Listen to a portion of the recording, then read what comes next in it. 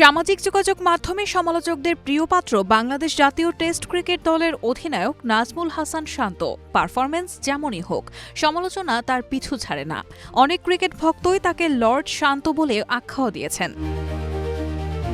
শ্রীলঙ্কার বিপক্ষে সবশেষ গল টেস্টে করেছেন জোড়া সেঞ্চুরি। প্রথম ইনিংসে ১৪৮, পরের ইনিংসে অপরাজিত ১২৫। ১৪৮ বছরের টেস্ট ইতিহাসে ১৫তম ব্যাটসম্যান হিসেবে একাধিকবার জোড়া সেঞ্চুরির কীর্তি গড়েছেন শান্ত, যা বাংলাদেশ ক্রিকেট ইতিহাসে এক বিরল অর্জন। ইতিহাস গড়া পারফরম্যান্সের পরেও প্রশ্ন থেকে যায়, শান্ত কি আবারও সমালোচনার মুখোমুখি হবেন? কয়েকটি ইনিংসে ব্যর্থ হলেই কি আবার ট্রল শুরু হবে তাকে ঘিরে? তবে বাংলাদেশ জাতীয় দলের সাবেক অধিনায়ক হাবিবুল বাশারের আশা, ভবিষ্যতে ২-১ ম্যাচে খারাপ করলেও নাজমুলকে নিয়ে আর ট্রল হবে না। তার মতে, যদিও দীর্ঘ সময় ট্রলের কারণে তার পারফরম্যান্সে প্রভাব পড়েছিল, তবে শ্রীলঙ্কা সফরে সে দুর্দান্তভাবে ফিরেছে।